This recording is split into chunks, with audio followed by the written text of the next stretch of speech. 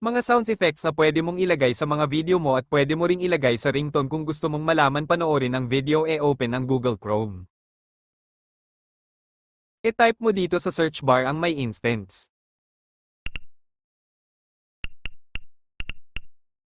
Pindutin ang My Instance na lalabas. Ito ang piliin ninyo may kasamang icon sa My Instance. Dito mo makikita ang mga sound effects kung gusto mong matry marinig ang mga sound effects dito pindutin mo lang ang button nito.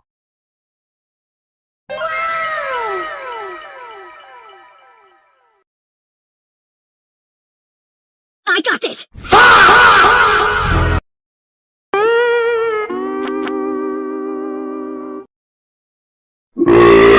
My life be like 21? Hey, bro, you got a phone call. At kung gusto mong i-download pindutin mo lang ang pangalan sa baba ng mga button. Pumunta sa baba at hanapin ang Download MP3. Pindutin ang Download MP3. Hintayin mo lang sa taas hanggang may lalabas na open. Kapag may lalabas na open ibig sabihin na save na sa iyong phone ang sounds pindutin ang open para matry mong marinig ang na-download mong sounds. Pindutin ang play button. my life be like